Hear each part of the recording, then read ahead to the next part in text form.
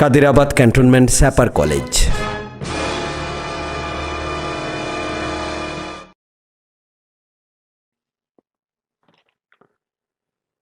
আসসালামু আলাইকুম ওয়া রাহমাতুল্লাহি ওয়া বারাকাতুহু। শুভেচ্ছা জানাচ্ছি, আমি মোহাম্মদ আলমগীর সরকার, প্রভাষক রসায়ন, কাদিরাবাদ ক্যান্টনমেন্ট স্যাপার কলেজ। প্রিয় শিক্ষার্থীরা, আমরা আলোচনা করছিলাম ধারাবাহিকভাবে চতুর্থ অধ্যায়ের তড়িৎ রসায়ন সংক্রান্ত বিষয়গুলো। প্ল্যানে আছে তড়িৎ দ্বার বিভব, ড্যানিয়েল সেল এবং অর্ধকোষ লেখার নিয়মাবলী। শিক্ষার্থী বন্ধুরা, চলো মূল পাঠে প্রবেশ করি।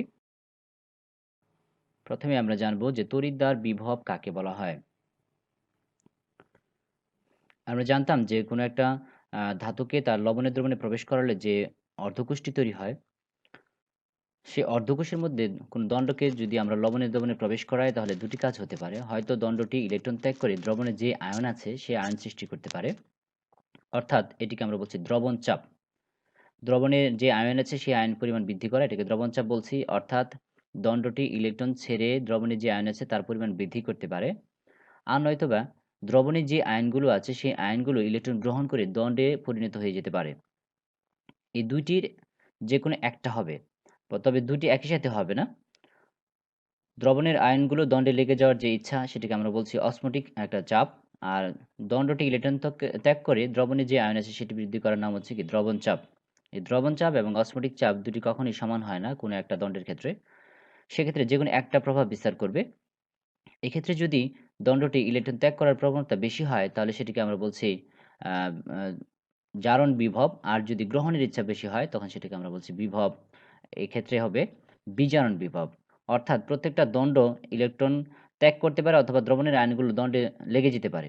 এই দুইটা কখনো সমান হবে না, যে কোনো একটা পার্থক্য থাকবে। আর এই পার্থক্যটার ফলে যেটা হয় সেটি হচ্ছে কি ভোল্টেজ, অর্থাৎ তড়িৎদ্বার বিভব।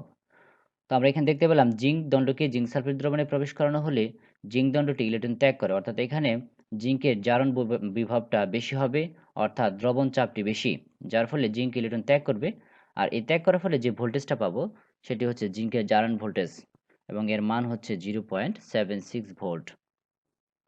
একইভাবে কপার সালফেট দ্রবণে কপার দণ্ডে প্রবেশ করানো হলে এই কপার সালফেটের যে কপার 2+ আয়নগুলো আছে সেগুলো ইলেকট্রন গ্রহণ করে কপার ধাতুতে পরিণত হবে, অর্থাৎ এখানে অসমোটিক চাপটি বেশি এবং বিজারণ বিভব হবে। আর এই কপার 2+ থেকে কপার হয়ে যাওয়ার ফলে যে ভোল্টেজটা, তার মান হচ্ছে 0.34 ভোল্টেজ। তাহলে এই হচ্ছে দণ্ডের ভোল্টেজ।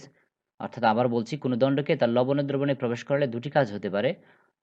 হয় দণ্ডটি ইলেকট্রন ত্যাগ করবে, এর ফলে যে ভোল্টেজ পাওয়া যাবে সেটাকে আমরা বলবো জারণ ভোল্টেজ। আর নয়তোবা দ্রবণের যে আয়নগুলো আছে সেগুলো দণ্ডে লেগে যাবে, আর এর ফলে যে ভোল্টেজটা পাওয়া যাবে সেটাকে বলা হবে বিজারণ ভোল্টেজ। এবার যদি পরিবেশের চাপ 1 atm থাকে এবং তাপমাত্রা যদি 25°C থাকে, অর্থাৎ আমরা বলছিলাম প্রমাণ অবস্থার কথা। যদি প্রমাণ অবস্থায় কোনো তড়িৎদ্বারের বিভব নির্ধারণ করা হয়, তখন সেটিকে বলা হবে প্রমাণ তড়িৎদ্বার বিভব। আমরা চিত্রে দেখলাম যে জিঙ্ক সালফেট যে অর্ধকোষটি রয়েছে, এই অর্ধকোষের পরিবেশের তাপমাত্রা হচ্ছে 25°C এবং চাপ 1 atm, অর্থাৎ এটি প্রমাণ অবস্থা রয়েছে।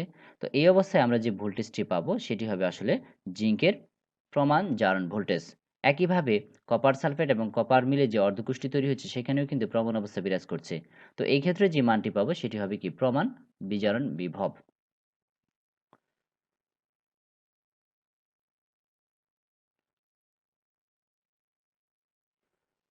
তো আমরা দেখব যে প্রত্যেকটা দণ্ডের জারণ অথবা বিজারণ বিভব থাকবে। তবে এটা মনে রাখবো যে প্রত্যেকটা ধাতুরই জারণ বিভব এবং বিজারণ বিভবের মান সমান, কিন্তু তাদের মানটা হবে কি বিপরীত। যেমনটি আমরা এখানে দেখলাম, জিঙ্ককে জিঙ্ক সালফেট দ্রবণে প্রবেশ করানো হলে সে কিন্তু ইলেকট্রন ত্যাগ করলো। ত্যাগ করার ফলে যে ভোল্টেজটা আমরা পেলাম সেটি কিন্তু জিঙ্কের জারণ ভোল্টেজ। যদি আমরা ইচ্ছা করি বা বাধ্য করায় জিঙ্ককে বিজারণ বিভবে পরিণত করি বা জিঙ্কের বিজারণ বিভব নির্ণয় করি, তাহলে কিন্তু মান এটাই পাবো 0.76, তবে মানটি হবে নেগেটিভ। অর্থাৎ জিঙ্কের জারণ ভোল্টেজ যদি পজিটিভ 0.76 ভোল্টেজ হয়, সেক্ষেত্রে বিজারণ ভোল্টেজটি হবে -0.76। এখন অ্যাকচুয়ালি আমরা জিঙ্কের প্রমাণ জারণ বিভব 0.76 বলতে কি বুঝবো? আমরা বুঝবো যে 1 atm চাপে এবং 25°C তাপমাত্রায় জিঙ্ক সালফেট দ্রবণে কোনো জিঙ্ক দণ্ডকে যদি প্রবেশ করায়, তাহলে দণ্ডটি ইলেকট্রন ত্যাগ করবে। আর ত্যাগ করার ফলে যে ভোল্টেজটি হবে তার মান হবে 0.76 ভোল্ট। এটি একটি অনুধাবন প্রশ্ন। প্রশ্ন করা হবে জিঙ্কের প্রমাণ জারণ বিভব 0.76 ভোল্টেজ বলতে কি বোঝায়? তাহলে আমি আবারও বলছি, জিঙ্কের প্রমাণ জারণ বিভব 0.76 ভোল্ট বলতে বোঝায় যে প্রমাণ অবস্থায় অর্থাৎ 25°C ও 1 এটিএম চাপে জিঙ্ক সালফেট দ্রবণে যদি জিঙ্ক দণ্ড প্রবেশ করানো হয় তাহলে জিঙ্ক দণ্ড ইলেকট্রন ত্যাগ করবে। ত্যাগ করার ফলে যে ভোল্টেজটি পাবো সেটির মান হবে 0.76 ভোল্ট। একইভাবে কপারের প্রমাণ বিজারণ বিভব 0.34 ভোল্টেজ বলতে আমরা কি বুঝবো? এটি হলো যে প্রমাণ অবস্থায় অর্থাৎ 25°C এবং 1 এটিএম চাপে কপার সালফেট দ্রবণে কপার দণ্ড প্রবেশ করানো হলে কপার সালফেট দ্রবণ থেকে যে কপার 2+ আয়নগুলো আছে এই 2+ আয়নগুলো ইলেকট্রন গ্রহণ করে কপার ধাতুতে পরিণত হয়ে যাবে, অর্থাৎ এখানে বিজারণ বিক্রিয়া সংঘটিত হবে। আর এর ফলে যে ভোল্টেজটা পাওয়া যাবে তার মানই হচ্ছে কি কপারের প্রমাণ বিজারণ বিভব এবং যার মান 0.34 ভোল্ট। প্রিয় শিক্ষার্থীরা, আমরা বলেছিলাম কিন্তু প্রত্যেকটা দণ্ডের বিভব সমান এবং বিপরীত। আমরা এখানে দেখলাম জিঙ্কের জারণ ভোল্টেজের মান 0.76 ভোল্ট এবং কপারের বিজারণ ভোল্টেজের মান 0.34 ভোল্ট। যদি বিপরীত ক্রমে লেখা হয় কপারের জিঙ্কের প্রমাণ বিজারণ ভোল্টেজ তাহলে মানটি কিন্তু একই থাকলো, শুধুমাত্র ঋণাত্মক চিহ্নটি ব্যবহৃত হয়েছে -0.76। একইভাবে কপারের বিজারণ ভোল্টেজটি পজিটিভ ছিল এবং জারণ ভোল্টেজটি হবে কি -0.34 ভোল্ট, অর্থাৎ প্রতিটি দণ্ডের ভোল্টেজ সমান কিন্তু চিহ্নটি কি হবে পরস্পর বিপরীত। এবারে আমরা আলোচনা করতে চাই ডেনিয়েল সেল নিয়ে। ডেনিয়েল সেলটি আসলে তৈরি করতে হয় বড় একটা কাচের পাত্রের মাঝখানে ছোট চীনামাটির পাত্র নিতে হয়। আর কাঁচ পাত্রে জিঙ্ক সালফেট দ্রবণ এবং ছোট চীনামাটির পাত্রটিতে কপার সালফেট দ্রবণ নিতে হয়। খেয়াল করতে হবে যেন দুই দ্রবণের উচ্চতা অবশ্যই সমান থাকে। দণ্ড দুটিকে একটা পরিবাহী তার দ্বারা যুক্ত করে দিলেই কিন্তু বিদ্যুৎ পাওয়া যাবে। এটি আসলে ডেনিয়েল সেল বা গ্যালভানিক সেলের কোষ গঠনের সিস্টেম। এখন প্রশ্ন হলো এখানে কিভাবে আসলে বিদ্যুৎ উৎপাদিত হয়? বাম যে তড়িৎদ্বারটি রয়েছে জিঙ্ক সালফেট, এখানে জিঙ্ক দণ্ডকে জিঙ্ক সালফেট দ্রবণে প্রবেশ করানো মাত্রই সে ইলেকট্রন ত্যাগ করবে। ত্যাগ করার ফলে এখানে আমরা একটা ভোল্টেজ পাবো 0.76 ভোল্ট, অর্থাৎ জিঙ্কের জারণ ভোল্টেজ। অপরদিকে কপার 2+ আয়নগুলো কিন্তু সেই ইলেকট্রনগুলো গ্রহণ করে, মানে জিঙ্কের ত্যাগ করা ইলেকট্রনগুলো গ্রহণ করে কপার ধাতুতে পরিণত হয়ে যাবে। অর্থাৎ কপার 2+ আয়নগুলো জিঙ্ক কর্তৃক ত্যাগকৃত ইলেকট্রনগুলো গ্রহণ করবে, গ্রহণ করে কপার ধাতুতে পরিণত হবে। এর ফলে যে ভোল্টেজটা আমরা পাবো বিজারণ ভোল্টেজ, এর মান হচ্ছে 0.34 ভোল্ট। এখন এই দুটিকে যদি আমরা যোগ করে দেই তাহলে কিন্তু আমরা দেখতে পাই যে কোষ যে একটা বিক্রিয়া আছে, মোট কোষ বিক্রিয়া, এই কোষ বিক্রিয়ায় আমরা দেখতে পাই যে এখানে কোষ বিক্রিয়া জিঙ্ক প্লাস কপার 2+, জিঙ্ক 2+ থেকে কপার হলো যে সামগ্রিক যে বিক্রিয়াটি হলো এটি আসলে একটি জারণ বিজারণ বিক্রিয়া। এই জারণ বিজারণ বিক্রিয়ার মাধ্যমে কিন্তু আমরা জারণ ভোল্টেজ এবং বিজারণ ভোল্টেজ পেয়েছিলাম। সেই ভোল্টেজটুকু যোগ করলে আমরা পাচ্ছি কত 1.10, অর্থাৎ ডেনিয়েল সেলের ক্ষেত্রে জিঙ্ক যে ইলেকট্রন ত্যাগ করেছে এই ত্যাগ করা ইলেকট্রনগুলো কপার 2+ আয়ন গ্রহণ করেছে, গ্রহণ করে কিন্তু আসলে ইলেকট্রনের প্রবাহ হলো আর এভাবে আমরা বিদ্যুৎ পেলাম। আর এই ভোল্টেজটির মান হচ্ছে 1.10 ভোল্ট। এখন আমরা জানবো যে অর্ধকোষ কিভাবে লেখা হয় বা অর্ধকোষ কাকে বলা হয়। কোনো একটা ধাতুকে তার লবণের দ্রবণে প্রবেশ করানো হলে ওই ধাতু এবং তার লবণের যুগলকে বলা হবে অর্ধকোষ। আর যে কোনো প্রকার অর্ধকোষ লিখতে প্রথমে ধাতু লিখতে হয়, তারপরে তির্যক টান দিয়ে লবণ লিখতে হয়। এক্ষেত্রে আমরা জিঙ্ক সলিড ব্যবহার করেছি, যেহেতু আমরা দেখতে পেলাম চিত্রের মধ্যে জিঙ্ক এবং জিঙ্ক সালফেট মিলে একটা অর্ধকোষ এখানে দেখা যাচ্ছে। তো এই অবস্থায় যে জিঙ্ক সলিড লেখার পরে তির্যক টান দেওয়ার পর জিঙ্ক সালফেট অ্যাকোয়াস এভাবে অর্ধকোষটি প্রকাশ করা যায়। অথবা চাইলে আমরা জিঙ্ক সলিড থেকে জিঙ্ক 2+ অ্যাকোয়াস এভাবে লিখতে পারি। আর নয়তোবা জিঙ্ক সলিড থেকে জিঙ্ক 2+ জিঙ্ক কমা দিয়েও লিখতে পারি, যে তির্যক টানটি রয়েছে এটির পরিবর্তে আমরা চাইলে কিন্তু একটা কমাও দিতে পারি।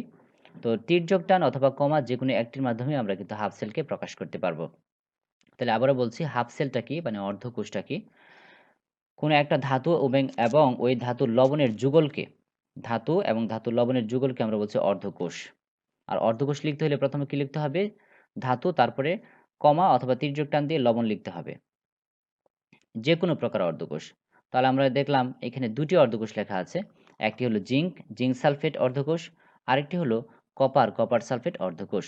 তাহলে যখন আমাদেরকে বলা হবে যে কোনো অর্ধকোষের সংকেত লেখা, তাহলে আমরা কিভাবে লিখব? প্রথমে লিখতে হবে হচ্ছে ধাতু, তারপরে কমা অথবা তির্যক টান, তারপরে হচ্ছে ওই লবণটিকে লিখতে হবে। তবে অবশ্যই খেয়াল রাখতে হবে ধাতুর প্রকৃতি, জিঙ্ক যেমন এখানে আছে জিঙ্ক সলিড, যেহেতু এখানে সলিড লিখতে হবে। আর যদি কোনো ক্ষেত্রে গ্যাসীয় হয় তাহলে কিন্তু অবশ্যই তার সিম্বলটি উল্লেখ করে দিতে হবে।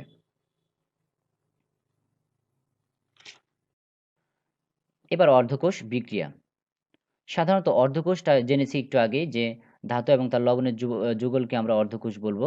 এখন এই অর্ধকোষের যে বিক্রিয়াটি হবে সেটি কিন্তু আসলে অর্ধকোষ বিক্রিয়া।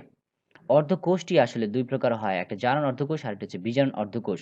আর জারণ অর্ধকোষে বা জারণ অর্ধকোষের যে বিক্রিয়াটি হবে বা যেকোনো প্রকার অর্ধকোষে সংঘটিত বিক্রিয়াকে আমরা বলি অর্ধকোষ বিক্রিয়া।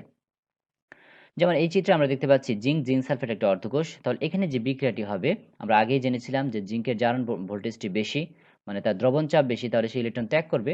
আর ত্যাগ করার ফলে এই বিক্রিয়াটি হলো জিঙ্ক থেকে ২ টি ইলেকট্রন ত্যাগ হয়ে জিঙ্ক 2+, অর্থাৎ এখানে কিন্তু জারণ হয়েছে। আর এই জায়গাটিতে দেখি বিজারণ হলো। কপার 2+ ইলেকট্রন গ্রহণ করে কপার ধাতুতে পরিণত হলো। অর্থাৎ অর্ধকোষে যে বিক্রিয়াটি হয় সেটি কিন্তু অর্ধকোষ বিক্রিয়া। তাহলে আমরা দেখতে পেলাম ২ টি অর্ধকোষে ২ ধরনের বিক্রিয়া হয়েছে। তাহলে প্রথমটিতে জারণ হয়েছে, দ্বিতীয়টিতে বিজারণ হয়েছে। তার মানে অর্ধকোষ বিক্রিয়া ২ প্রকার হবে। একটি জারণ অর্ধকোষ বিক্রিয়া, আরেকটি হলো কি বিজারণ অর্ধকোষ বিক্রিয়া।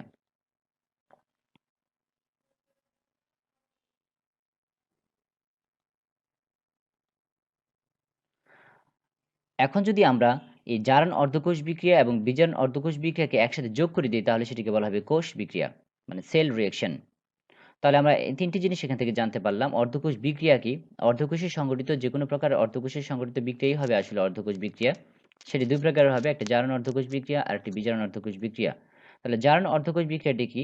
যদি কোনো অর্ধকোষে জারণ ক্রিয়া ঘটে তাহলে সেটিকে বলা হবে জারণ অর্ধকোষ বিক্রিয়া। তার মানে এখানে ইলেকট্রন ত্যাগ ঘটবে। আর যদি কোনো অর্ধকোষে ইলেকট্রন গৃহীত হয়, মানে তখন এটিকে বলা হবে বিজারণ অর্ধবিক্রিয়া।